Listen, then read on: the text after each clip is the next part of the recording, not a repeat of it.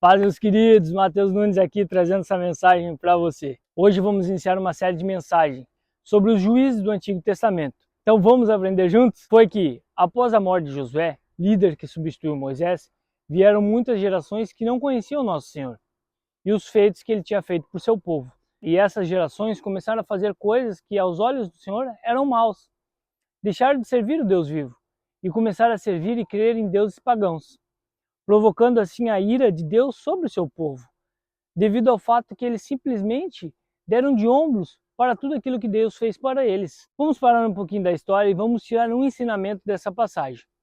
Podemos entender que toda vez que um povo não tem uma liderança firmada no caminho de Deus, diante dos seus ensinamentos, esse povo perece e acaba por aceitar qualquer coisa como referência, pois o ser humano tem a necessidade de ter uma referência espiritual.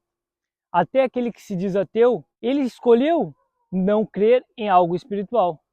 Mas o mundo espiritual ele é muito mais real do que pensamos e imaginamos. E se não vigiarmos, podemos estar escolhendo referências que não são boas aos olhos de Deus para nós. Quando Deus acendeu a ira sobre Israel, eles foram entregues aos seus inimigos. Eles não puderam mais resistir aos ataques. E quando lemos essa passagem bíblica, podemos interpretar como se Deus fosse mau. Ele foi contra o seu povo. Mas, se nós prestarmos bem atenção, não é bem assim. Pois a decisão de se afastar de Deus, de se afastar da proteção de Deus, foi daquele povo. Sempre ele nos ensina que a decisão de se aproximar ou se afastar dos ensinamentos e dos caminhos de Deus, ela é totalmente nossa, ela é individual. E mesmo Israel se voltando contra o caminho de Deus, Deus nunca deixou de ouvir o clamor daqueles que ainda seguiam seus ensinamentos. E esses, na época, eram os que mais sofriam, porque eles eram oprimidos pelos inimigos, mas ainda mais sendo julgados por seu próprio povo. E Deus se compadecia dos seus filhos fiéis, aqueles que estavam ali firmes nos seus princípios e seus ensinamentos. E Deus, se compadecendo desse amor, desse clamor, começou a levantar líderes para que libertassem o povo de Deus de seus inimigos, que lutassem por eles, que liderassem eles nas lutas. Esses líderes foram chamados de juízes. Esses geralmente eram governantes temporários que surgiam em momentos de crise e de opressão para libertar o povo de Israel. Esses eram escolhidos por Deus e tinham autoridade limitada e geralmente comandavam uma tribo ou uma região.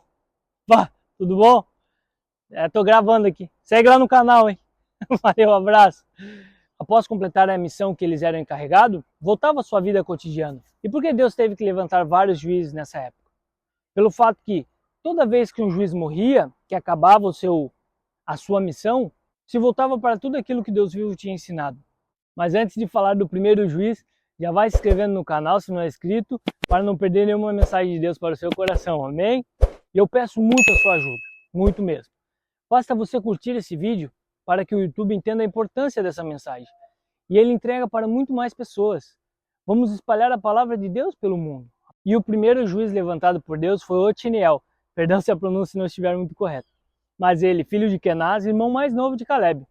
O povo de Deus estava sofrendo muito pela opressão do rei da Síria e de seu povo. Mas Deus, ouvindo o clamor daqueles que ainda era fiel ao seu nome, pousou o seu espírito sobre o primeiro juiz, Otiniel, e ele libertou o povo de Israel da opressão do rei da Síria. O significado de seu nome é Leão de Deus. Leão de Deus desempenhou um papel significativo antes de se tornar juiz de Deus. Ele tomou uma cidade a pedido de Caleb. E toda a sua coragem, toda a sua determinação foram recompensados com a mão da filha de Caleb, Acsá. Infelizmente, temos poucos relatos sobre sua trajetória como juiz de Deus, mas os relatos que temos na Bíblia mostram que foram 40 anos de paz para o povo de Deus. E essa paz é um testemunho do seu papel como líder, da influência positiva que exercia sobre o povo de Israel. No entanto, após a sua morte, lamentavelmente o povo de Israel voltou a se rebelar e a desobedecer às vontades de Deus. Mas espera aí. Esse é um assunto para o próximo vídeo, tá bom?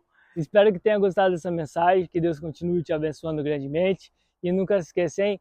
Deus Pai tá on. Amém.